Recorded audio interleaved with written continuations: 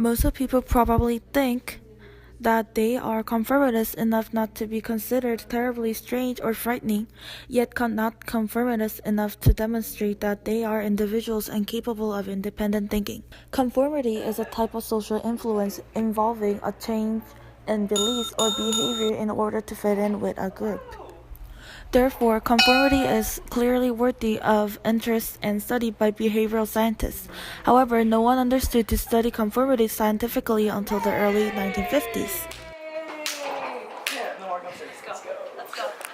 Ash wanted to find out just how powerful the need to conform is and influence our behavior. Although conformity often involves general and vague concepts such as agreeing with others, attitudes, ethics, morals, and belief systems, Ash chose to focus on much more obvious type, perceptual conformity. Ash chose to study the conforming behavior on a simple visual comparison task so that he could examine the phenomenon in a controlled laboratory experiment. Ash's experiment consisted of the visual perception study. Imagine you're a participant in the study. You arrive to the experiment room and there are 3 other participants.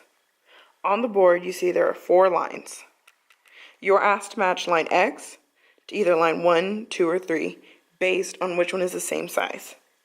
You instantly know the right answer. You are all asked to reveal your answers, and you all give the right one. You do the study again, and as you expected, you all choose the same answer.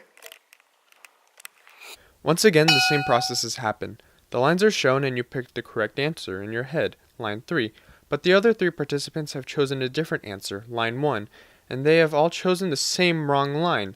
Now, when it's your turn to respond again, you pause. You can't believe what is happening.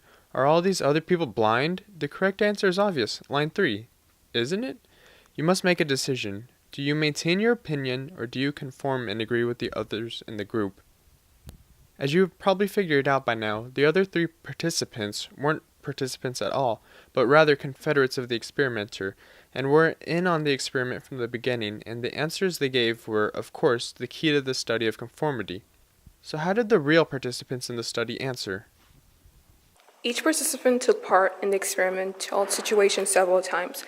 Approximately 75% went along with the group's incorrect consensus at least once. For all trials combined, participants agreed with the group on incorrect responses about 1/3 of the time. Just to be sure that the line lengths could be judged accurately, individuals in a control group of participants were asked simply to write down their answers to the line comparison questions. Participants in this group were correct 98% of the time. The body of research that has accumulated since Ash's early studies has greatly elaborated our knowledge of the specific factors that determine the effects conformity has on our behavior. Some of these findings are social support, attraction and commitment to the group, size of the group, and sex. Alright, so we've been working on this project for a really long time, and I'm kind of hungry, but we don't even have the calf, you know? I love the cat food. It's so good. What do you mean? No, No, the cat food is legit bomb. everything about the calf is just... Actually, they only have... The fries aren't that bad. So you agree with me? No, I agree with you. I'd say that. No, the calf is gross. It could be worse. It is worse. Early studies that followed Ash's work indicated that women seemed to be much more willing to conform than men. Which phone do you guys prefer, Samsung or iPhone? Of course iPhone, duh. Yeah. I'm totally down for Samsung. It's a lot cheaper, better deals.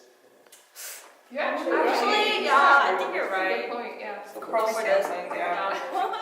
Later research drew this notion into question. It appears that many of the early studies, all conducted by men, inadvertently created testing conditions that were more familiar and comfortable for men in those days than for women. Therefore, the finding of the greater conformity among women may have simply been a systematic error caused by the subtle and unintentional biases in the methods used. Research under better controlled conditions has failed to find this sex difference in the conformity behavior. The significance of this study is to show how easily people conform even though their opinions are different than the group.